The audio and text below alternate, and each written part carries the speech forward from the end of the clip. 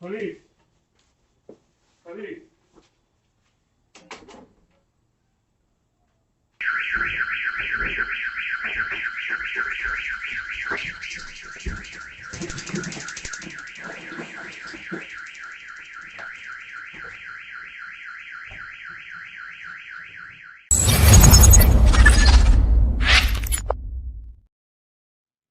A man in Vaughan shot at 3 home intruders, and police is calling it self-defense. The best part? No criminal charges. Tonight, we speak about why this matters. My name is Nico Lagan, and I'm too conservative for the conservatives. My co-host, Rob Ambrose, not woke enough for the liberals. We are the political orphans. As a special guest, I had to reach out to him today. I wanted to cover this story, and thank God he agreed to join us short notice. We are joined by National Firearms Association's Executive VP Blair Hagen to speak about the video you just saw and why this should matter to Canadians. Let's bring him aboard. Blair, thank you once again for being on the show. Thank you for doing this short notice. Pleasure to be here again. Good to see you, Blair. Good to see you.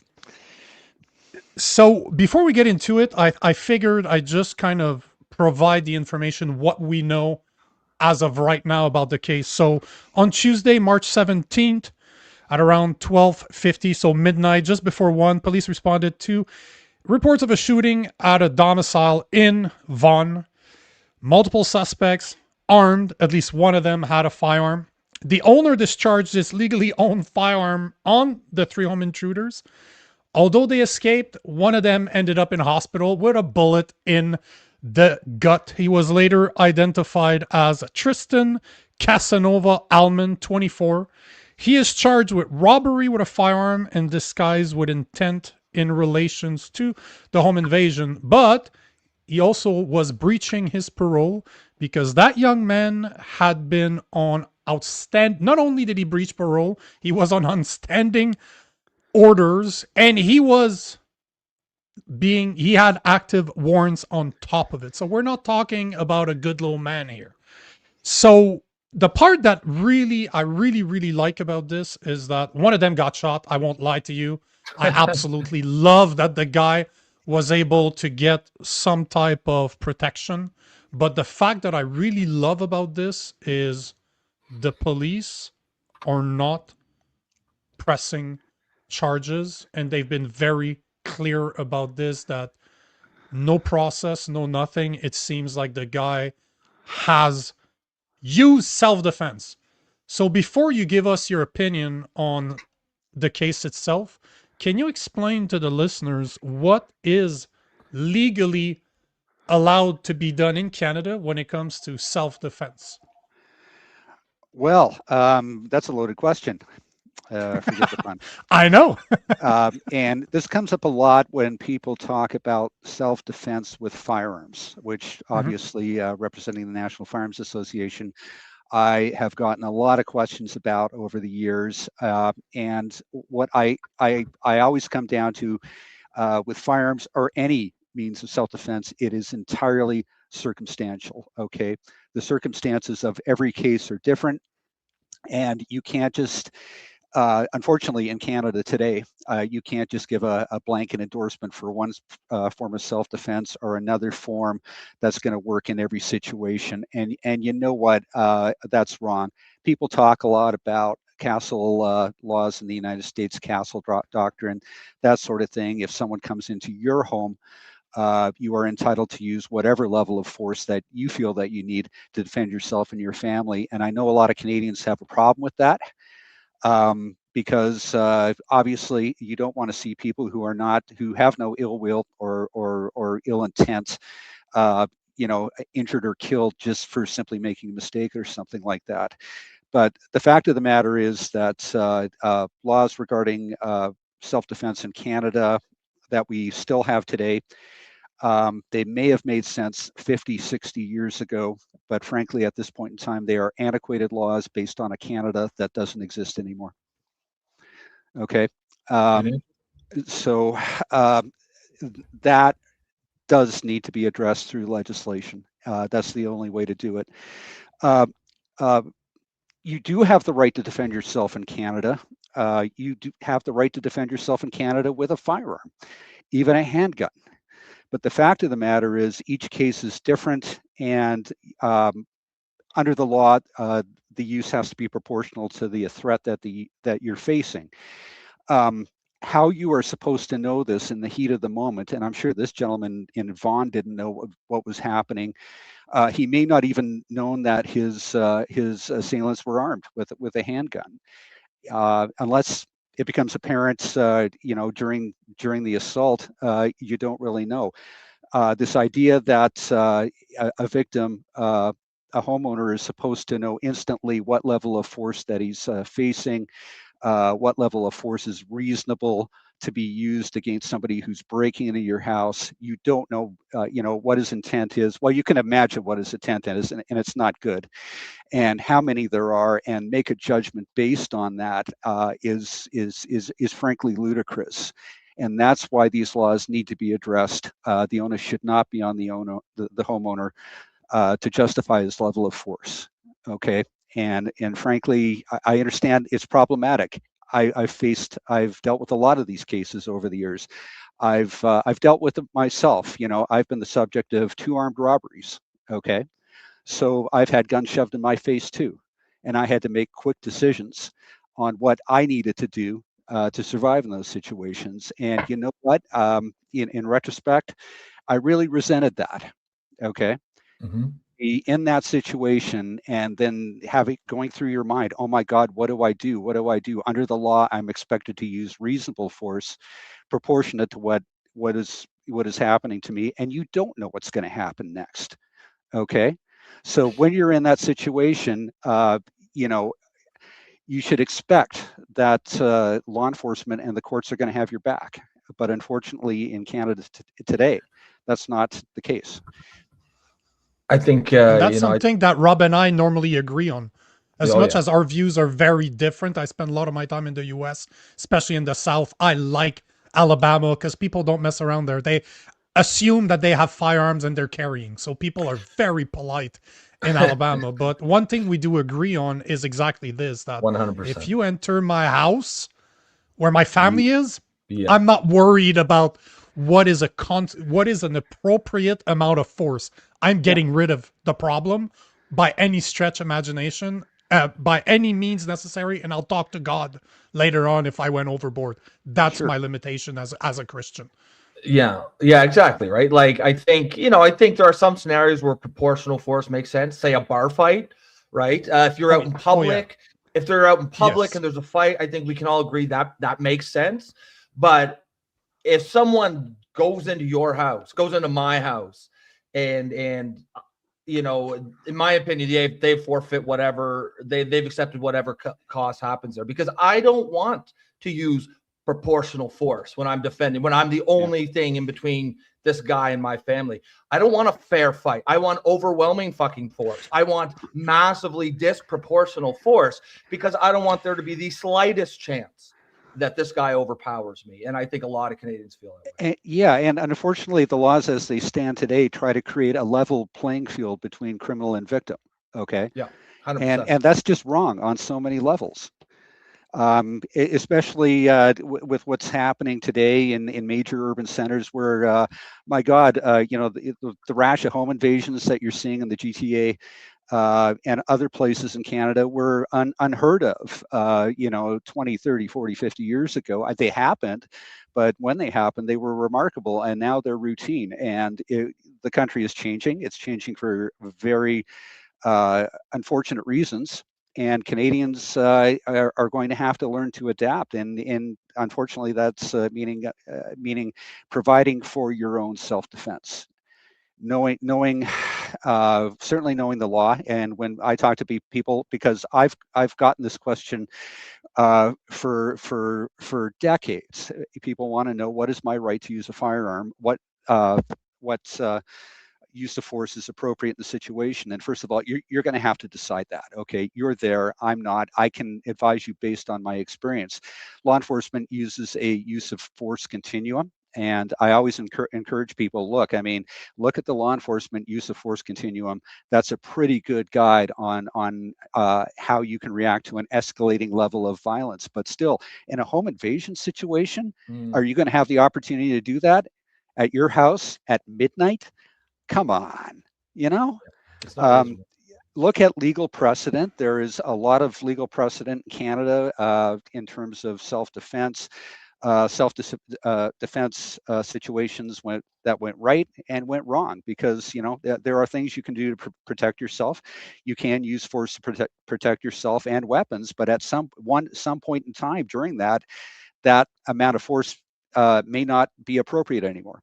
Be aware of that. When the threat is no longer there, the force that you use may not be appropriate. So there are a lot of factors here, and especially in Canada today, where it's very, very complicated, unnecessarily complicated. People who think that they're going to find themselves in these situations need to do some research, need to do some education, because that's going to have an impact on how you come out of that situation.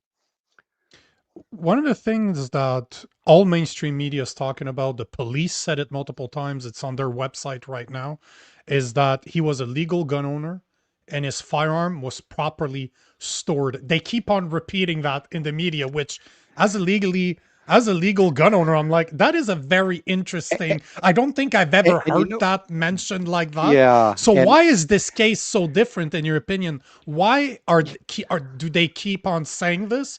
And you know what? Because we don't know the type of firearm, we don't know who the guy is. We just know that he's a middle-aged man that had an elderly woman in the house with him. Sure. That's it. We know nothing else. But he was a legal gun owner, and his firearm was well stored or properly stored, and there's no charges. What's going on here? Well, you know what? I heard that too, and I thought, well, the question is not whether his firearm was legally stored. His firearm was in use. Okay. So the storage laws didn't apply. Okay. And, his firearm may have been legally stored before, he suffered the home invasion and was forced to protect himself. But the fact of the matter is he felt compelled to take his firearm out of storage and use it to defend himself and the other individuals in the household. And that's not necessarily illegal, okay? A lot of people think that Canadian firearm storage laws preclude the use of firearms in self-defense, and in some cases they can, okay? But if you take a firearm out of storage expressly for the purpose of defending yourself, that's not necessarily unlawful. Obviously, there's going to be an investigation, and the circumstances of that use are going to be weighed against the outcome of the incident. But no, I mean, if your home is under assault and you feel that your life or the life of others is in danger, you go and retrieve your firearm, load it, make ready, and defend yourself. That's not necessarily illegal. It's interesting because I feel like the media or the cops keep pushing that line, and the media keeps printing it almost as for political reasons. I think they sense that there might be some blowback, and they're trying to get out there and make sure that the public or the public that would care about that maybe throw a bone to them. But it's one thing. I don't know how much attention you paid to the video we played at the beginning. I'm sure you've seen it, but you can clearly see the second guy running has a handgun in his hand. Yeah. Yes. And as for this case, I think we can all agree it's great this guy wasn't charged, but I wonder how much of that was because he clearly had a handgun. If he did not have a handgun, I mean, that's still 3 grown-ass men coming in your home. I think when I see a case where there is no handgun and the guy still isn't charged for using his gun, that's when I'll say, okay, we're getting there. Yeah, and it could have gone down that way. The door camera was extremely important here because, a lot of times you don't have that footage, and the homeowner uses the firearm in self-defense. The criminals escape, and why did you shoot him? He had a gun, and of course they catch the criminal. They question the criminal. I didn't have no gun. How do you prove it? See, but the door camera here definitely does. Whether it was an actual firearm, whether it was a replica firearm, whether it was airsoft or whatever, it doesn't matter. They were brandishing it as a real gun. And obviously you're going to feel your life is in danger. But I totally take your point. I mean, why should you be subject to that reasonable use of force when you just don't know? I mean, it's a split-second decision, and to require homeowners or require potential victims to react a certain way in proportion to the threat that they are facing, which they don't know and have no experience with. I know there's a lot of criticism about castle laws in the United States, but I think it's unwarranted, because you have to come down on the side of homeowners and victims in a case like this, because it is just not reasonable to expect that everybody is going to understand use of force, understand proportionality, and react that way. And unfortunately, in Canada, that's not taken into consideration. I know the police in this case are saying, well, we're not going to press charges, but those charges could still come. They could still come from Crown. I'm sure Crown is looking at this and thinking, well, do we lay a charge here? I know it'd be politically unpopular, that's for sure. But we often find in cases like this that they feel obligated. They feel obligated to charge the victim, just to show that they do not encourage things like vigilantism or taking the law into your own hands and that sort of thing.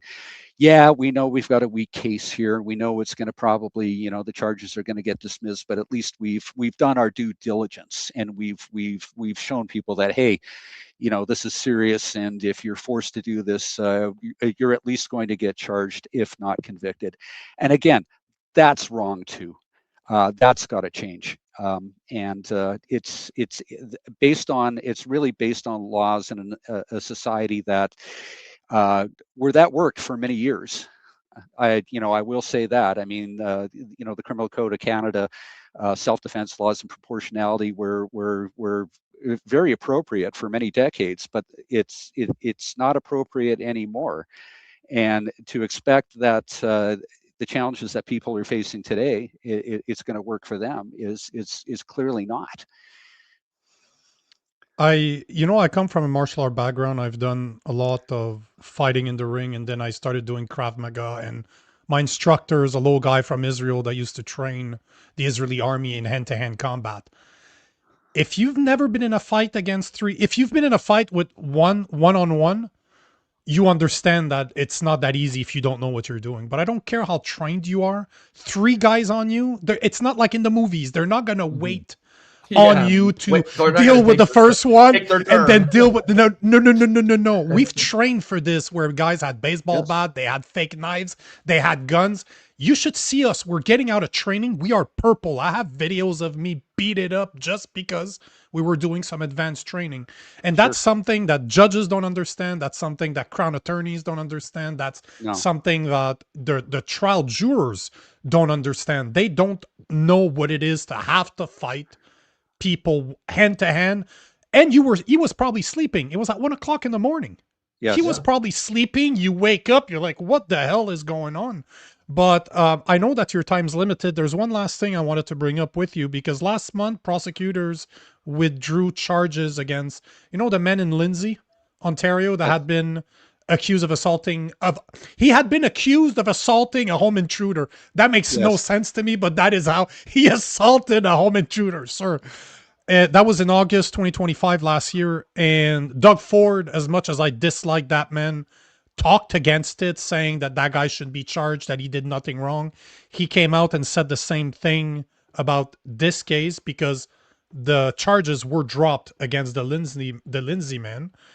Do you think that this case kind of opens the door for a conversation about castle doctrine in Canada? Or do you think that, because it's very political right now, their gun grab is not doing well. Police forces throughout Canada don't want to enforce it. There's 9 provinces that said no. There's basically Quebec and maybe BC that are still on board with it. Do you think they're going to have to give something? No. I don't even think Quebec and BC are on board anymore. But I think it continues the conversation, and that's a good thing. Okay. Unfortunately, the conversation only comes up at times like this, where you've had a high-profile case where somebody's forced to defend themselves, and fortunately, this time it looked like it went the right way. But I will guarantee you that there will be other cases where it will not, and people will be charged. And you use the example of the man in Lindsay. He was charged. Okay, he had to get a lawyer. He had to prepare to defend himself. It was probably very, very expensive for him to do that. The process was the punishment. So Crown got their pound of flesh from him, even though they did not get a conviction. They taught him a lesson. He'll think twice about defending himself again in the future. Assaulting a home intruder. 100%. Assaulting a home intruder. Wild. No, okay. Wild. Yeah. Blair, I really want to thank you for your time. Thank you for doing this last minute, because I literally reached out to you this afternoon. I will, now that I know that you do respond to me that fast, sorry, you're going to be on call now. I might reach out to you when I need a gun expert like you, but thank you very much for, I'll be prepared for thank you very much for coming on, and your time, looking sir. forward to talking to you again. Okay. Thank you. Bye. Take care. So there you have it. It's always good to have a very knowledgeable individual to speak about these cases, because as much as I understand the law, I haven't been at this for 30, 40 years, and I don't want to say that he's been at it for that long. I don't know how mature Blair is, but all to say that he's been at it for a lot longer than than I have. Definitely. And that's what I was telling him before the show. He's very methodical in the way that he approaches things. Like, he's very straight to the point. This is what happens. This is what the case is about. This is what you can expect. This is what normally happens. So I don't know for you guys, but I really, really enjoy having Blair on the show. No, he's great. He's a great guest. And by the way, guys, I think so too. We are joined by Tracy Wilson tomorrow, VP for the CCFR, to speak about their Supreme Court decision that they will receive tomorrow morning. So I was able to, as soon as I saw her post, I reached out. I'm like, can you come on the show at night to speak about the judgment? She's like, yes. So we will be talking about guns tomorrow too. Yeah. Oh, it's one of my favorite subjects. So I love to talk about guns, and we're blessed enough that I have contacts with the biggest names in the gun scene in Canada, which is always cool to be able to reach out to them and have them show up. So, by the way, we have another guest at 7:30 today. But before I get to him, I will. I just wanted to make sure, because we just got a message from Shawn. Okay, we're good. So we do have a guest in about 5 minutes, which is great. But before we do, we need to speak about our sponsor. This episode is brought to you by Miss Cleo's Pet Treat, 100% natural dog treats made by hand in Canada. Not only are they handmade, my dog is still behind me. She still wants it. She's like right there. I know if I get up and I go near that fridge, man, she's going to want it. But those treats made right here in Canada, handmade with love. And she sources all of her meat from local farms in Manitoba. So if you believe that your dog deserves better, go to cleoscookiesandtreats.ca. Use our discount code Political Orphans and get 20% off your entire purchase. Just check the description below. The link is there. The discount code is there. And her treats are good enough for humans, I think. Not that I would ever try them or anything. No, not at all. not that I would ever try dog treats. Some treats out there. There are definitely some treats out there where you're like, fuck, that looks pretty good. That doesn't look too bad. Man, back in the days when I was 15 and I smoked a lot of weed, I would have probably ate them. But those ones, though, I got to give it to her. I'm very impressed. And I'm talking just as somebody that's had dogs for decades, that buys treats, like high-end treats that are $20-$30 a bag, that lasts a week and a half with my dog. You have more, better quality, and there's no preservative, there's no crap in it. It's really just handmade, and it looks like beef jerky. It really looks like jerky, and you can have all the type of jerkies that you want. And she does it all herself, so it's really, really cool. Super nice lady, really, really cool. So nice. Yep. That's really cool. Yeah, Scooby snacks. Yes, exactly. Like Vespera's saying, Scooby snacks. Scooby Yes, snacks. yes. Yes. I'm not stoned enough for Scooby snacks though. Ugh. That looks like something else that I'm not ready for. Yes. So I'm just gonna check So we're in the almost comments. ready Unless you, for with Shawn. No, yep, yep, yep, yep, maybe yep. maybe even give him the intro and tell the audience what we're gonna chat with him. Then it looks like he'll be ready there any second. Shawn, thumbs up if you're ready. If not, oh, we are ready. So, guys, we are joined by lawyer and founder of the Natural Health Product Protection Association, Shawn Buckley, to speak about Bill C-224. Shawn, good night. Nice to see you again. Very good to see you. And Rob, very nice to meet you. You as well. Great. Thanks for your time. We appreciate it.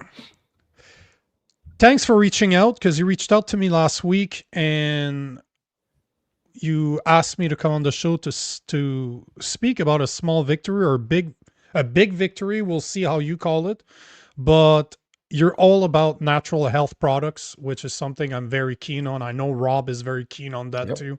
And most Canadians are very keen on it. And one of the things that I absolutely love about what you do is that it's non-political. Just like we were just talking about Blair Hagen's from the NFA, where home invasions, everybody in their right mind thinks that you should be able to defend yourself. It should not be a political thing, and what you do shouldn't be a political thing either. Wanting Canadians to have access to natural health products, that's a no-brainer to me. So thank you for reaching out, and we'll start there. How about you explain to the listeners what Bill C-224 is, and why should Canadians care? Okay, so I'll just back up a little bit, and when we're talking about natural health products, we're really talking about two things. So we're talking about essential nutrients that you actually need to survive and or be healthy. Like there's some you can't live without, you'll actually die, and others you'll just be chronically sick if you're deficient. So we're talking about that. And we're also talking about natural remedies, right? So, you're pregnant and you're nauseous, drinking ginger tea to treat nausea. Nobody cares if you drink it just because you like it. But, if you drink it for a purpose or it's sold for a purpose, all of a sudden, Health Canada is very excited. This is all about censorship at the end of the day. So when we're talking about natural health products, we're talking about those two things, but I think it's important for your audience to understand it's actually illegal. Like, the three of us couldn't get together and sell an essential nutrient like vitamin C or vitamin D. And it's funny, I was interviewing Dr. Stephen Malthouse 2 days ago. He was a medical doctor for 45 years in British Columbia. And he was saying, people keep showing up for surgeries and they do your blood work. He says, you'd be amazed how many Canadians are borderline scurvy, meaning they're not getting enough vitamin C. And so they're setting themselves up for not being able to fight infections after the surgery. And they're setting themselves up for not being able to heal, because vitamin C also helps us create connective tissues and the like, right? So, like no joke, Canadians are deficient in vitamin C and vitamin D. It's illegal. It'd be illegal for the three of us to just start selling vitamin C because we're in the drug category. And so let's explain the drug model a little bit, just so people understand why what we're trying to do right now is important. So the drug model really has three parts, and really four parts, but so the first thing Health Canada did was they had Parliament define drugs so broadly that it includes anything that you would use to prevent getting sick or that you would use to treat yourself if you were sick or injured. So it's so broad. Rob, literally, if I said to you, my gosh, you look dehydrated, will you drink some water? It'd be like, thank goodness we're not in the same room, because if I gave you the water to treat dehydration, water's now a drug because it's for purpose. That's crazy. And we'd be breaking so many federal laws. I mean, it would shock the audience, you know, them watching the Health Canada thugs, you know, tackle us and cuff us and drag us out. So if I just say I'm thirsty but not dehydrated, that's fine. But if I'm dehydrated, it's a medical issue. Now the water is a problem. Well, and this is what's so crazy. It's like no word of a lie. If the three of us wanted to sell water to prevent dehydration, now it's a drug. That's crazy. And this is what's so crazy about this. So something can be a food in the grocery aisle, but as soon as you're going to make a truthful claim about it, like, you know, we all agree, like, don't bullshit people, right? And there's protection against fraud in many of our statutes. So that's not what we're talking about. But, you know, it turns out ginger tea does treat nausea really well. We've known that for thousands of years, and we've been using it for thousands of years. But we made it a drug. So, and every Western nation's done this. So they define drugs so broadly, it covers everything used for therapeutic purpose. Now, this is by design because they want to own that field. The next thing they do is they make it illegal for you to sell a drug. And how they do that is they say, well, you can't sell a drug without a license. And to get a license, you got to prove it's safe and effective. Well, that all sounds well and good. If I can share a funny story with you, Nature Sunshine years ago was trying to get licensed for encapsulated parsley. So, you know, the parsley you'd buy in the produce section. Well, parsley's got some real health benefits. So they thought, well, let's dry it, throw the dried parsley in a capsule and sell it for, you know, a health purpose. They got refused because they couldn't prove to Health Canada that parsley was safe.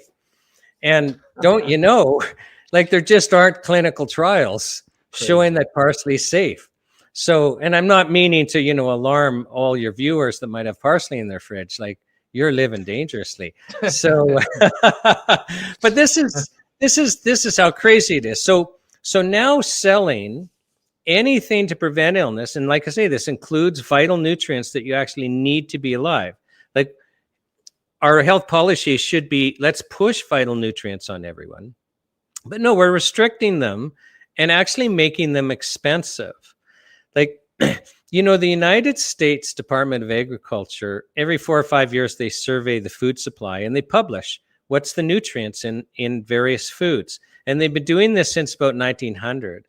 And I think it was their 1949 report where they sounded the alarm. They said, there are now, like our foods have become so deficient of nutrients that you can't avoid chronic sickness. And they, in the report, they'd actually list, like if you're missing this nutrient and this nutrient, here's the chronic illness you get. And they went on and on and on. So none of this is a secret. There's not enough nutrients in our food. And it's gotten worse since 1949. And then plus the amount of dangerous chemicals in our food supply, which also can either rob us of nutrients, prevent us from using the nutrients we have, or just poison us, in which case we need more nutrients to fight the fact that we're being poisoning. So it is impossible. It is impossible in Canada. Even if you're eating right, you're eating organic, and you're trying to make sure you get enough nitrates in your bacon and all of that stuff. Well, it's funny I said that just because now I don't believe anything they tell us. So, you know, I don't avoid bacon anymore. Maybe it's good for me. But anyway, even if you're eating right, you must supplement. You're not getting enough vitamin C. You're not getting enough vitamin D. You're not getting your trace minerals. So I would just say, you know, go to a health food store, find somebody who's qualified. They'll want to know what your diet is, what else you're taking, and they'll get you started. And if, you know, you're a real go-getter, you know, go pay a nutritionist or naturopath or whatever to put you on a regime. But you got to supplement. I mean, you just have to. So here we're in a world where we must supplement to get vital nutrients. But for anyone to sell you those vital nutrients, they have to get Health Canada's pre-approval. And then Health Canada plays this game with the recommended daily allowances. So, you know, we've all picked up a bottle or even some food packages, and it'll say recommended daily allowance of vitamin C or vitamin D or iron or, you know, whatever it is. Well, if you followed those recommendations, you will be chronically sick before you die. You like those amounts are so criminally low that it's asinine, but it is illegal for anyone in Canada to sell you a dosage amount that exceeds the RDA. So in fact, it's illegal for people to sell you vitamin D with a label dose saying take this much, that would actually help you. So unless you're getting advice where somebody says just ignore what's on the bottle and take 10 times as much, speaking about vitamin D, 10 times as much as a minimal dose. Wow. Yeah. Oh yeah. Oh, So yeah. A lot of these things. If you look at your vitamin D, they tell you like 1,000. They tell you like 1,000. They upped it to 2. So, but that's 2,000 micrograms, which is so meaningless. What should we be taking? Well, I would say at least 10,000 micrograms as a minimum. Well, and a lot of these three times a day as a minimum. And correct me if I'm wrong, Shawn, but a lot of these minerals and vitamins, and I believe that vitamin D is one of them, where you can't really overdose on them because your body just expels whatever it doesn't use. Is that correct? By and large, I mean, I hate absolutes because actually some Canadians die each year from drinking too much water. Yeah. Long distance runners, they drink too much water to stay hydrated. Their body's under a bunch of stress and they die. But I was just looking the other day, the last serious risk analysis I saw in Canada, by Professor Ron Law, who's a risk analysis expert in New Zealand, who was hired to look at Canadian government statistics. He had to actually look at other Western nations to find any deaths. And he showed that you're 14 times more likely to be struck by lightning in Canada than to be harmed by a natural health product. And I just saw that the Alliance of Natural Health in the United Kingdom has just published EU data and UK data, which mirrors that. So you're more likely to be struck and killed by lightning than you are to be harmed by a natural health product. So the risk is so low. Like in risk analysis, there's what's called an ultra safe line, or you might refer to it as a de minimis line, and that's just Latin for, really next to nothing. So the ultra safe or de minimis line is at 1 death per million of the population per year.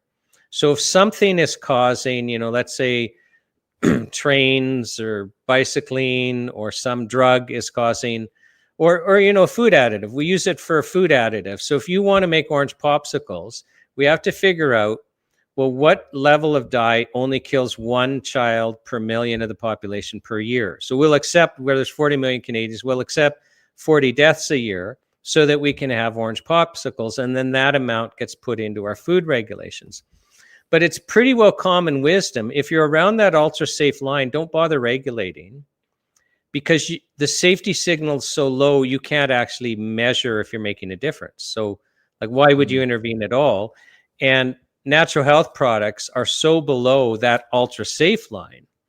So because the ultra safe line is 1 death per million per year, I'm not aware of a credible report of a Canadian being killed by a natural health product ever in Canadian history. So we're talking ultra safe, but here's where it gets fun is Health Canada by design wants to take these remedies away. And they say danger, danger, danger. And in fact, they have this theme. It's called failed efficacy. So you'll see it in their documents. And they will publicly write and publicly, say in parliamentary committees, there's a real danger here. If people take natural health products for serious health conditions, they will delay what Health Canada calls proper treatment. And I'm going to go into what proper treatment is in a moment. And then they could die or be injured. But Health Canada ignores that natural remedies actually save a whole bunch of lives. I'll share with you in a minute how I got involved in all of this. But let's just go into this, kind of what this failed efficacy, the problem is. So remember, you have to get a license to sell a drug. Well, Health Canada has structured the drug approval process for serious health conditions. They've made it so expensive by design so that in the lifetime of anyone watching this, every single drug that has been approved for a serious health condition, with the exception of Primarin, which is excessively expensive to make and you need a whole bunch of pregnant mares. So every single drug approved for a serious health condition but Primarin had a patent when it was approved. Oh, that's interesting, isn't it? So what it means is in Canada, it is only legal to treat serious health conditions with either surgery and or chemical drugs that had a patent when they went through the drug approval process. Wow. Now, this is by design. Now, natural health products, you can't get patents. Like, just so we understand the numbers here, it's probably been about 14 years since I asked a drug approval expert who is under oath. So, I mean, they're under oath, it's being recorded. And I asked, what's the average cost to get through the new drug approval process? Back then, the answer just right out of the gate was $1 billion. Now, you said $1 billion? Would it be a billion? Yeah. No, it doesn't mean that, on a real simple application, which wouldn't involve a serious health condition, it doesn't mean that for a real simple application, you couldn't do it for several hundred million. So, I mean, that's just the average cost. Okay? But this is all by design, and that's why, because natural health products don't have patents, they can't get through the drug approval process. So we've structured our affairs so that it's illegal to use natural remedies for serious health conditions. And by design, our government-funded healthcare system, by design, they're the distribution and marketing arm for the chemical drug companies, because most of the chemical drugs we use are by prescription, and that's where the big money is. Well, you can't get a prescription except going to a medical doctor. No other doctor. I mean, some naturopaths in a couple of provinces have limited prescribing rights, but for all intents and purposes, you can only access the legal treatments for serious conditions through the government-funded healthcare system, which makes them, by definition, the distribution and marketing arm for the chemical drug companies. Now, let's talk about this, the problem for health outcomes. So I think Nico knows this story, but Rob, you won't. So I started this journey 32 years ago, back in 1994, acting as legal counsel for Health Canada. So I'm Health Canada's lawyer. Okay. And what was happening is there was this herbalist in Kamloops named Jim Strauss, and Health Canada was wanting to shut him down big time. And I'll just share for your audience, Health Canada has waived solicitor-client privilege on this, so I can speak about it. So Health Canada just hates this guy. Like, they're referring to him to me as... And it's your job to shut him down at this point. Oh, yeah, I'm acting for Health Canada. Okay. So it's with shame that I tell the story that I was successful. Well, we've all got our origin story, right? But I didn't know. And it's a great story because I think people can relate. So I'm acting for Health Canada. They're saying, look, he's a rogue herbalist. And I know nothing about natural health products. I don't know anything about herbs. I probably haven't even heard the term naturopathic doctor or homeopathic doctor, let alone traditional Chinese practitioner. Like, I just grew up in kind of your normal Canadian family where if you got sick, you went to the medical doctor. Mm-hmm. So I don't know any of this. And and I'm a young pup. Right? Like, this is 1994. Fresh out of law school. Eager to make your name. So they're saying, well, here's a rogue herbalist. And they explained to me, this is unbelievable, but he's selling unapproved treatments. And You're like, I tell you, first of all, accept our word for it. In my defense, Kamloops is a really hot place, especially in the summer. And that Kool-Aid was refreshing. So I drank all of this Health Canada Kool-Aid. So they're saying this rogue herbalist is selling unapproved treatments. Well, I don't know that the whole natural health industry is unapproved because you can't get approved back then. 1994, there's only the chemical drug regs. So you walked into a health food store, everything in there is illegal. In fact, everything in there was technically illegal till around 2015. Wow. It's only recently that we've had this approval process. But anyway, so I'm told there's this rogue herbalist, he's selling unapproved treatments, and this is dangerous. Like, first of all, they're unapproved. Like, my gosh, well, like what's in there? Garlic? Yeah, there is. Is that what he was selling? No. But the product we're talking about, one of the main ingredients is fermented garlic. So, and I'll get to that story in a second. But so he basically to shut him down. So he was importing some herbs from the United States, which anyone could import. Like, these herbs were legal to possess. But Health Canada has Canadian Border Services Agency seize them at the border. Now, when the government takes your property without your consent, there's a specific legal term for that your audience might not know, but lawyers refer to it as theft. Right? They stole his herbs, so he's suing to get his herbs back, and but he's in the wrong court, so I have his case thrown out. And to my shame, but anyway, he and I got along well, because just because he's in the wrong court, I mean, doesn't mean you treat him badly as a person. So he actually took me out for lunch after I had his case thrown out. That's interesting. That's an interesting story. So the guy who just beat him in court, he's like, "Why don't we go for a drink?"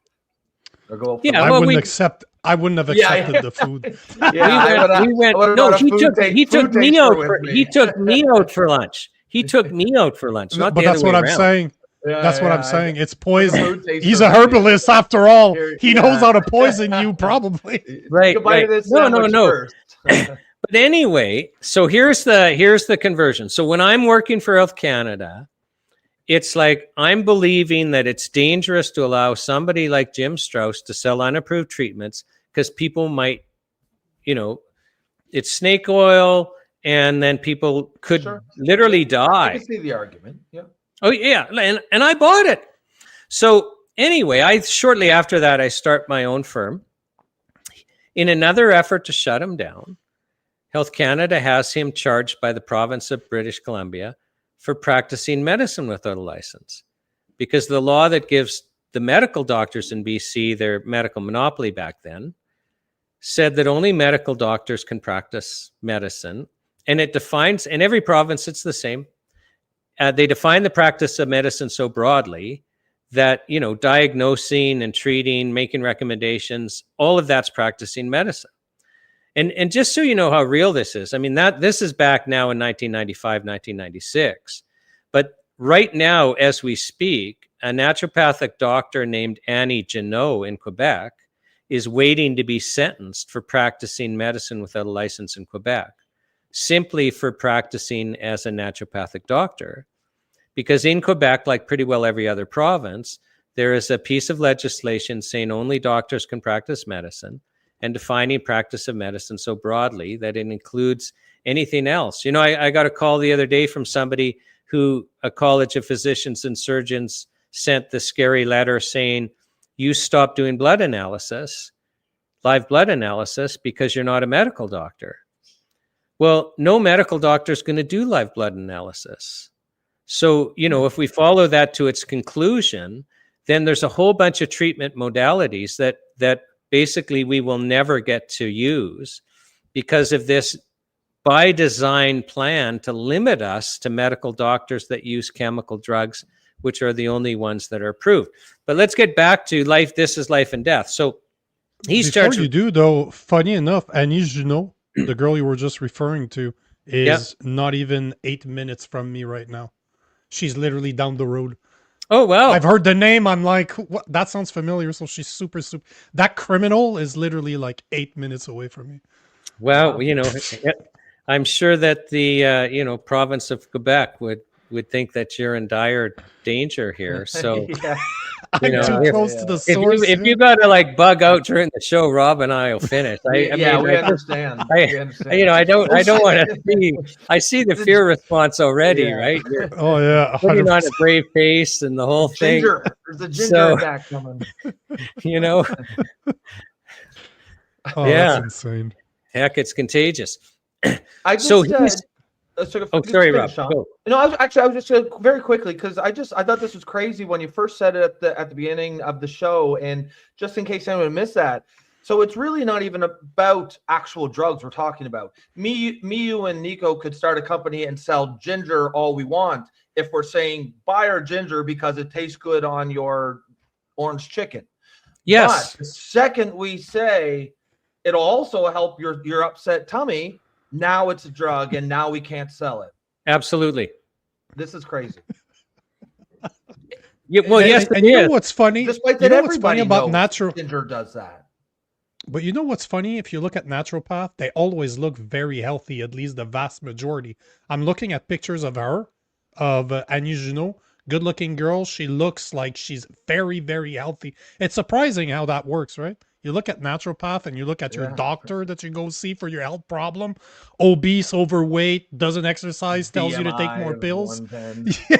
It's always interesting how that works. I forget what book it was.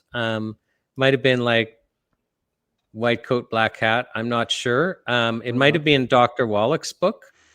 But you know what? I had been reading in one of these books that doctors as a group die really young. Like they don't live long, which is kind of interesting, right? Because you would expect that our so-called only legal healers. But Rob, back to this life and death thing. So he's charged with practicing medicine without a license.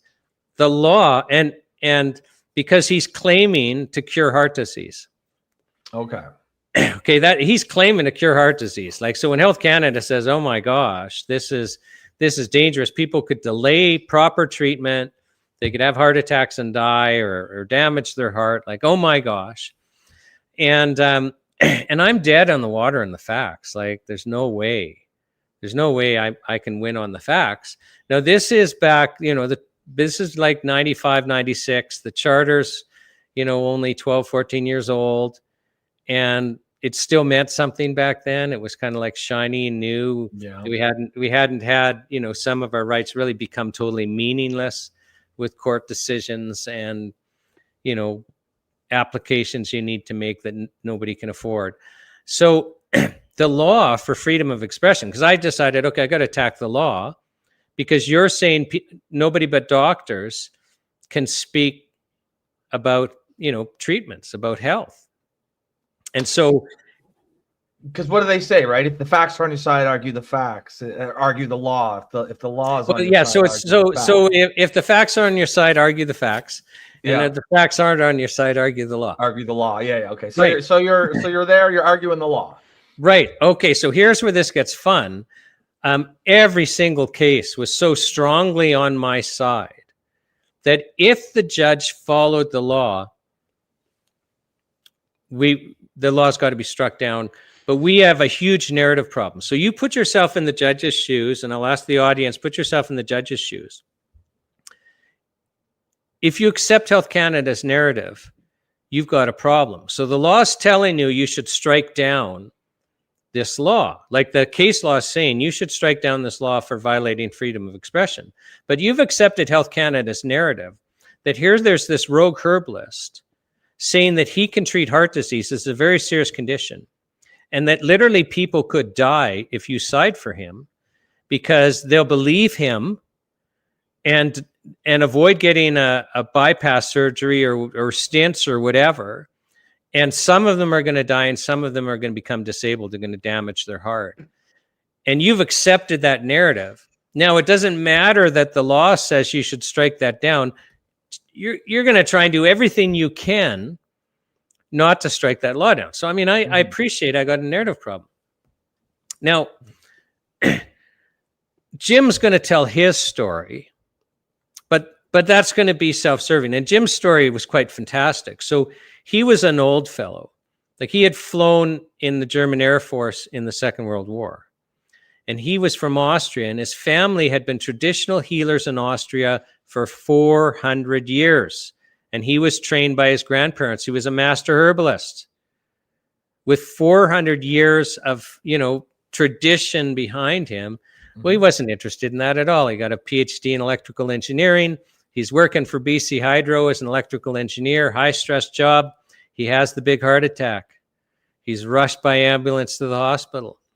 They do an angiogram, which I've seen. One of the arteries was 100% blocked. Another was 80% blocked. And they say, Jim, you're dead unless we do a double bypass surgery. Like, you can't survive with this much blockage. And he didn't like that idea. He checked himself out of the hospital. He used the family knowledge. He makes the Strauss heart drops. He cures himself. He lives about another 30 years, dies of old age, never had a bypass surgery. And he decides, well, I better go into the herbal business because people need this. So he was passionate about curing heart. He drove around in a white van that said, we cure heart disease.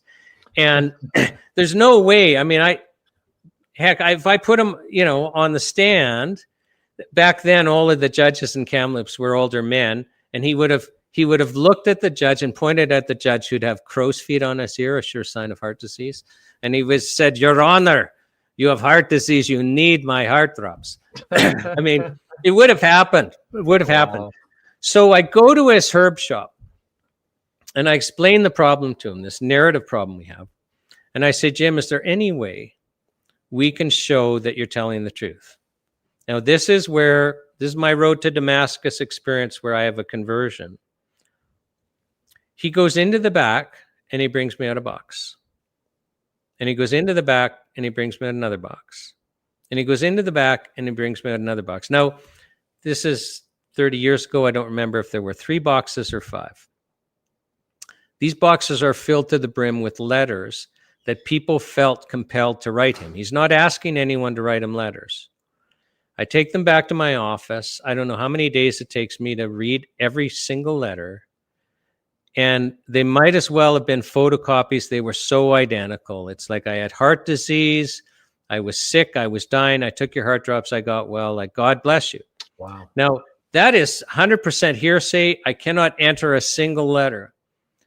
But I can call the authors of the letters to take the stand, swear to tell the truth, and then tell the truth. And in fact, that's the highest level of evidence in a criminal court. So I start phoning these people. And there's so many, I get to cherry pick. So on the day of trial, Rob, I had 5 middle-class professionals, because the judge is a middle-class professional. Sure, yeah. So I got the judge's people there. So I have 5 middle-class professionals. They had all had heart disease. They had all had at least 1 open heart bypass surgery.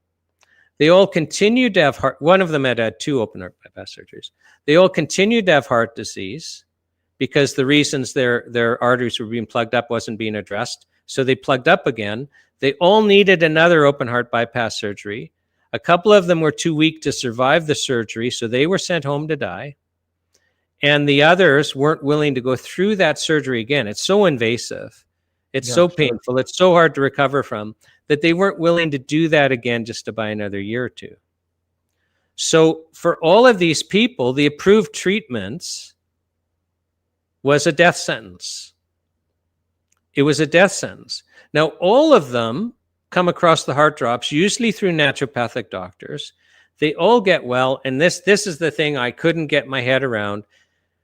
So they had been all disabled, most of them for like a decade or more.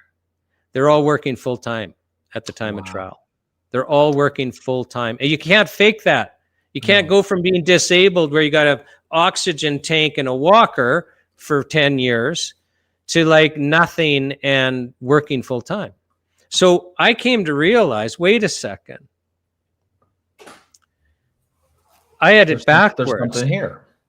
The danger wasn't allowing some rogue herbalist to sell unapproved treatments when these treatments can't be approved at all, let alone for serious health conditions. They still can't be approved for serious health conditions.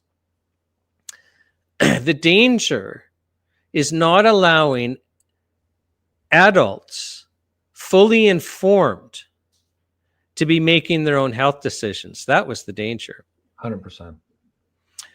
You know, after that, I got hired by True Hope Nutritional Support, and they have a vitamin mineral supplement called Empower Plus that treats bipolar disorder, like the serious stuff. Back then, their clients were those people that would be involuntarily committed in and out of psych wards. And, you know, once you hit that stage, like, you're not going to be alive in 5 years. Like, if there were the 1,000 of us in a room and we said, let's come back in 5 years for a convention, like, nobody's going to show. And these people were becoming 100% normal. And the court actually acquitted them because they were selling with a license. Again, nobody could get a license, but the court acquitted them. And in the oral decision, there's a written decision in the oral decision, but anyone can get the transcript. The court said there would have been more deaths because the court found that Health Canada people died. We think about 300 people lost their lives because Health Canada temporarily stopped access to that product. So I came to understand, and this is where we have the problem with Health Canada, is their goal is to protect protect intellectual property rights. Mm-hmm. That's their goal. And I'm not the only one that says that. Like, Google Professor Alan Castles at University of Victoria and watch his lectures. He says that all the time. So that's their goal. And the game they play is they structure it so you can't get approved. Everything's a drug. And then what they're doing is they're basically making the regulations stricter and stricter and stricter. And every time that happens, we lose products, we lose innovation, and prices go up so lower income Canadians can't afford them.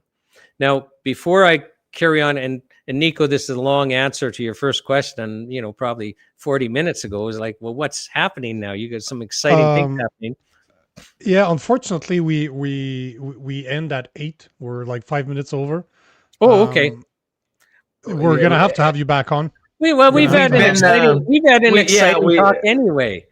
We've been kind of going over a little lately, and we've been really kind of meaning to kind of keep it to that hour. But I definitely would like to have you back on and continue. This topic is definitely, you know, smack dab in the middle of what we'd like to cover on this show. This was a very informative conversation for me. Very quickly though, what happened with Jim Strauss? Was he still? So what happened is, you know, the trial started, and the Department of Justice came to understand that they were going to lose, so they stayed the trial. Wow. And that always happens. Like, I've been practicing constitutional law for 32 years, and part of the problem is in every single time where we reach the point in a trial where they understand they're going to lose a constitutional question, they stay the proceedings so that you don't get the constitutional question answered in your favor. You don't get the precedent set. And that shouldn't be allowed. That should be illegal. I agree. Right?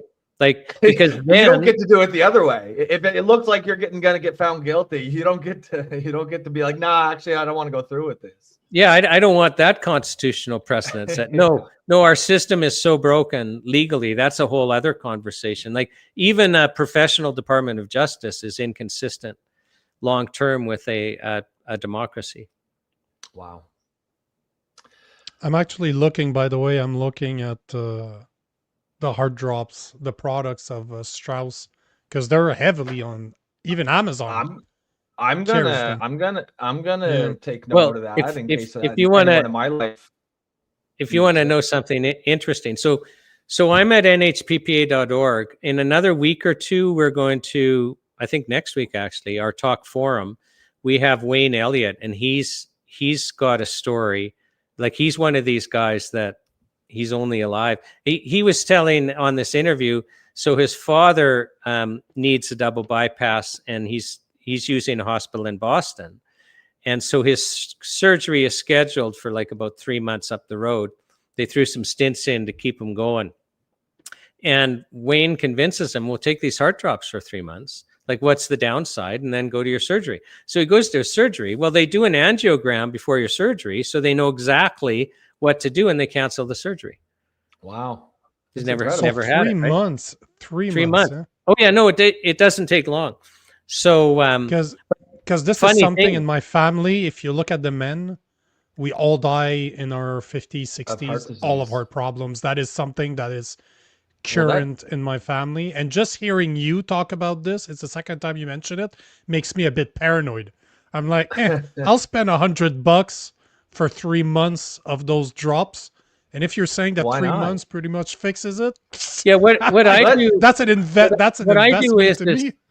Is I do a bottle or two a year just as a preventative. Just in case. Fuck, man. And this is exactly, you're making me paranoid because it's the second time you mention it. I'm like, mother, now I'm just gonna fucking buy it. Sorry, Shawn. I mean, my language. I'm just gonna get them around. So that double bypass surgery, that is no joke. I mean, if you can avoid that, you want to do that for sure. But the thing is, I don't know if the men in my family die because of heart problems caused by their lifestyle, or is it their wife? That I don't know. I wasn't able to get to have that conversation with them. I don't know. And I'm going to play that safe and say no comment.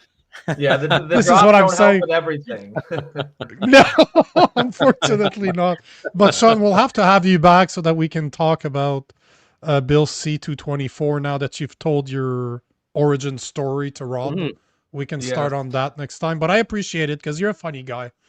Like, you're very entertaining. Not saying, like, this is a compliment. Lawyers are normally not very entertaining.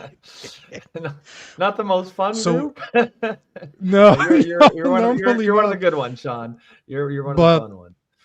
thanks for the request. We'll have to do it again. I'll send you another email tomorrow or the day after, so we can figure out another time. So no, sounds good. About... And go ahead. Pleasure being on your show. And Rob, very nice to meet you. And you guys keep doing what you're doing, because you're making a difference. So appreciate it. We appreciate it. And so are you. Yeah, right back. Enjoy the rest of your day. Say hi to your wife, Shawn. Sounds good. Catch you later. Thanks. Bye. There you have it, man. you know, he gets off. She's like, so. She's like, the drop won't get rid of me, brother. But I like Shawn. Like, he's just he's fun. He's funny. He's very sarcastic. Like, he's very he likes to be very sarcastic. He's unusually funny for a lawyer, like we were saying. Very a good storyteller, very personable. I think looking at those comments, it looked like a lot of our regular audience members really enjoyed the conversation, and what looks like we're picking up quite a few of Shawn's followers as well. I'm looking at that now. I'm just gonna buy them. Like, this is the type of stuff that has always been in my mind, because a lot of the men. How much is a bottle?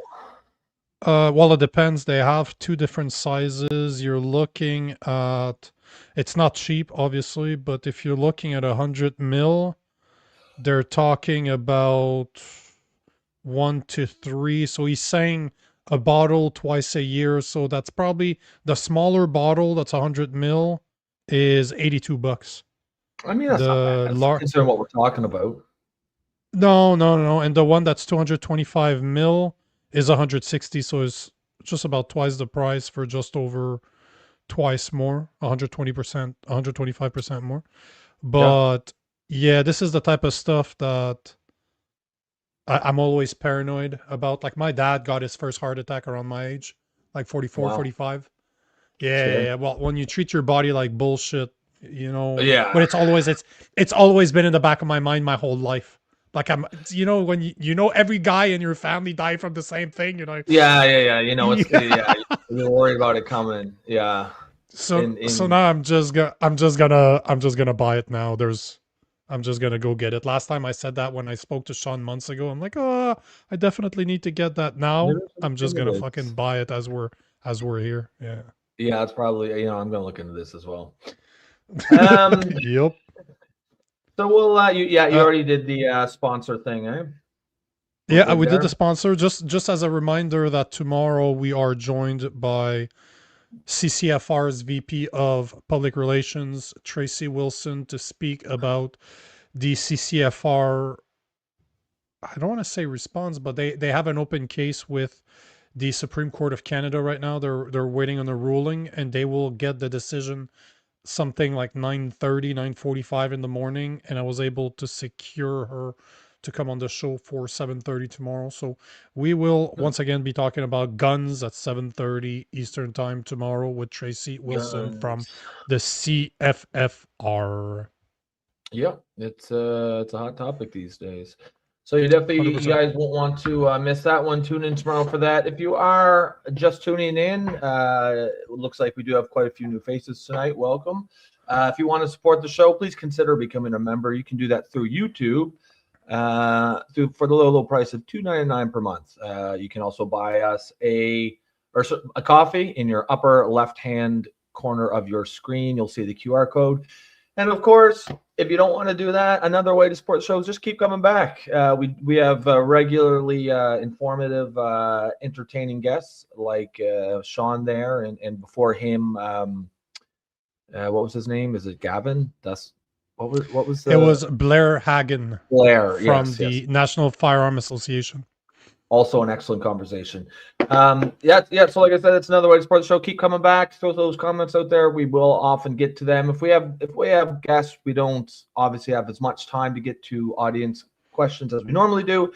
But if it's one of the episodes without guests, as the regulars here will tell you, we are regularly engaging with you guys. That is a big part of the show.